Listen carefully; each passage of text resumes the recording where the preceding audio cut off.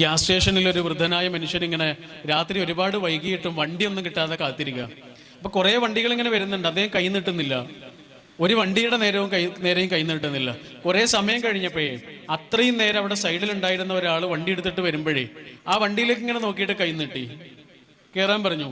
അങ്ങനെ യാത്ര ചെയ്യുന്നതിനിടയിൽ ഈ ഡ്രൈവർ ഈ അച്ഛനോട് ചോദിക്കുകയാണ്, ഈ അപ്പൂപ്പനോട് ചോദിക്കുകയാണ്, കുറെ വണ്ടികൾ വന്നല്ലോ, എന്നിട്ട് ആ വണ്ടികളുടെ നേരെ ഒന്നും കൈ നീട്ടിയില്ലല്ലോ, എന്താ എന്റെ നേരെ മാത്രം കൈ നീട്ടാനുള്ള കാരണം? അപ്പൊ ആ പാവം മനുഷ്യൻ പറയാണ്, മോനെ ഞാൻ എല്ലാ വണ്ടികളിലേക്കും ഇങ്ങനെ നോക്കി, കൈ നീട്ടുന്നതിന് മുമ്പ് ആ വണ്ടിയിലേക്കൊന്ന് നോക്കി, ഒരു വണ്ടിയിലും എന്നെ ഇങ്ങനെ സ്വാഗതം ചെയ്യുന്നത് പോലെ എനിക്ക് തോന്നിയില്ല. നിന്നെ നോക്കിയപ്പോഴേ നീ എന്നെ ഇങ്ങനെ സ്വാഗതം ചെയ്യുന്നത് പോലെ എനിക്ക് തോന്നി.